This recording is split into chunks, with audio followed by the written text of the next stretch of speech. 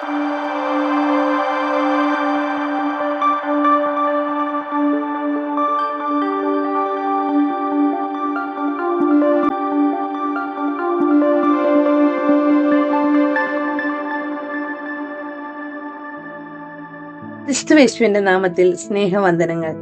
നോമ്പ് വഴിയിലെ 41-ാം ദിനം. ഇന്നത്തെ ചിന്തകൾക്ക് ആധാരമായി തിരഞ്ഞെടുത്തിരിക്കുന്ന വേദഭാഗം വിശുദ്ധ മത്തായി എഴുതിയ സുവിശേഷം 4-ാം അധ്യായം 1 മുതൽ 11 വരെയുള്ള വാക്യങ്ങൾ.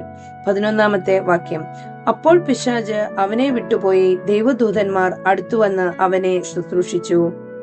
ദൈവിക ദൗത്യ നിയോഗത്തിന്റെ കർമ്മസരണികളിലേക്ക് കാൽവെക്കുന്ന കർത്താവായ യേശുക്രിസ്തു നേരിടുന്ന സാത്താന്യ പരീക്ഷണങ്ങളും അതിനെ അതിജീവിക്കുന്നതിലൂടെ ക്രിസ്തു കാട്ടിത്തരുന്ന ദൈവാവബോധവും അവൻ പ്രാപിക്കുന്ന ദൈവസാന്നിധ്യ നിറവും വെളിപ്പെടുത്തുന്നതാണ് ഈ വേദഭാഗം. ക്രിസ്തുവിന്റെ മനുഷ്യത്വത്തെയും ദൈവത്വത്തെയും വെല്ലുവിളിച്ച് പരീക്ഷയിൽ അകപ്പെടുത്തുവാൻ സാത്താൻ പരിശ്രമിക്കുന്നു. പരീക്ഷണങ്ങളുടെയും പ്രലോഭനങ്ങളുടെയും നാൾ വഴികൾ എല്ലാ കാലത്തും ക്രിസ്തുവിനെ പോലെ നാമും നേരിടുന്നുണ്ട്. എന്നാൽ അതിനെ അതിജീവിക്കുവാൻ ഈ സംഭവത്തിലൂടെ ക്രിസ്തു വെളിപ്പെടുത്തുന്ന ദൈവിക ബോധ്യം നമ്മെ സഹായിക്കുന്നു. ദൈവിക ബോധ്യത്തിൽ സമ്പൂർണമാകേണ്ട ജീവിതയാത്ര എന്ന തലക്കെട്ടിൽ ചില ചിന്തകൾ നമുക്ക് ഒരുമിച്ച് ധ്യാനിക്കാം.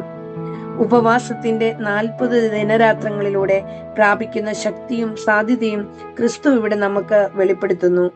ക്രിസ്തുവിന് മുൻപിൽ സാത്താൻ ഒരുക്കുന്ന പരീക്ഷണങ്ങളുടെ തുടക്കം കല്ലിനെ അപ്പമാക്കാൻ കൽപ്പിക്കുവാനുള്ള വെല്ലുവിളിയാണ്. വിശപ്പ് എന്ന അവന്റെ ശാരീരിക ആവശ്യത്തെ തിരിച്ചറിഞ്ഞുള്ള പരീക്ഷയാണ് സാത്താൻ തുടക്കമിടുന്നത്. അടിസ്ഥാന ആവശ്യത്തിന്മേലുള്ള പ്രലോഭനത്തിൽ കർത്താവിനെ വീഴ്ത്തിക്കളയാമെന്ന മിഥ്യാധാരണ സാത്താനെ പരിശീലിക്കണം. അപ്പം ഒരു അത്യാവശ്യമാണെങ്കിലും അതിനെ തിരഞ്ഞെടുക്കുവാൻ ഉപദേശിക്കുന്ന മാർഗം ക്രിസ്തുവിന് നിരക്കുന്നതല്ല. കല്ലിനെ അപ്പമാക്കുവാനുള്ള അസ്വാഭാവിക മാർഗം ക്രിസ്തു തള്ളിക്കളയുന്നു.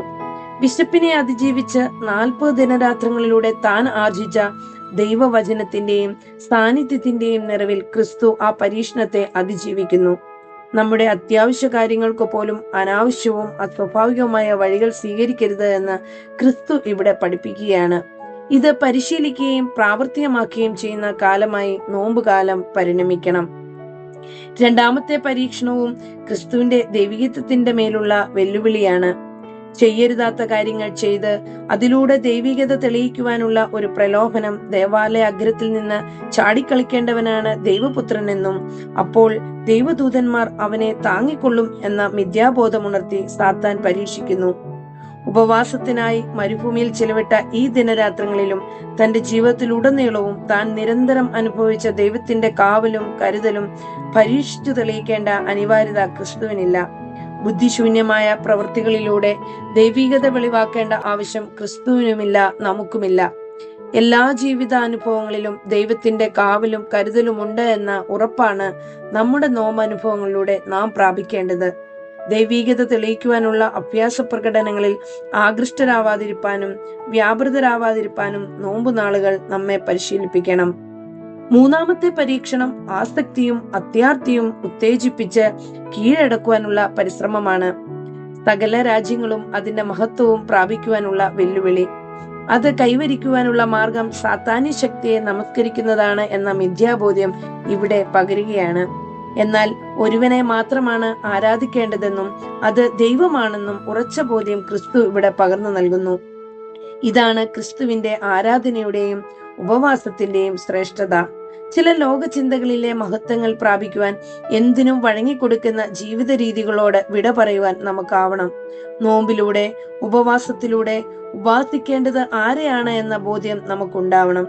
ഇന്ന് ലോകപ്രകാരമായ ചില മഹത്വങ്ങൾ പ്രാപിക്കുവാനായി ഉപവാസ വഴികളെ തിരയുന്നവരായി നാം മാറരുത്. മഹത്വവും ശ്രേഷ്ഠതയും എപ്പോഴും എവിടെയും പകർന്നു നൽകുന്ന ദൈവത്തെ ആരാധിക്കുന്ന സമൂഹമായി ഈ നോമ്പ് നാളുകളിൽ നാം രൂപപ്പെടണം. സാത്താന്യ ബോധ്യങ്ങളെ പായിച്ചോടിക്കുന്ന ക്രിസ്തു നമുക്കിവിടെ ഒരു മാതൃകയാണ്. ദൈവിക ദൂതന്മാർ ശുശ്രൂഷ ചെയ്യുന്ന മഹത്തരമായ അവസ്ഥ ക്രിസ്തു അതിലൂടെ പ്രാപിക്കുകയാണ്. നമ്മുടെ നോമ്പ് യഥാർത്ഥ ദൈവിക ബോധ്യവും ദർശനവും പ്രാപിക്കുന്നതിനുള്ള മുഖാന്തരമാകണം. ആ ദൈവിക ബോധ്യത്തിന്റെയും സാന്നിധ്യത്തിന്റെയും നിറവിൽ ജീവിതയാത്രയുടെ സമ്പൂർണതയും സഫലതയും പ്രാപിക്കുവാൻ ദൈവം നമ്മെ സഹായിക്കട്ടെ. ദൈവമേ, അനാവശ്യ വഴികളെ തിരസ്കരിക്കുവാനും അസ്വാഭാവികവും ബുദ്ധിശൂന്യമായ പ്രവൃത്തികളിൽ നിന്നും പിന്തിരിയുവാനും ആസക്തികളിലും അത്യാർത്ഥികളിലും അഭിരമിക്കാതിരിക്കുവാനും ദൈവ സാന്നിധ്യത്തിന്റെ നിറവിൽ ജീവിതത്തെ മഹത്വകരമാക്കുവാനും ഞങ്ങളെ സഹായിക്കണമേ. ആമേൻ.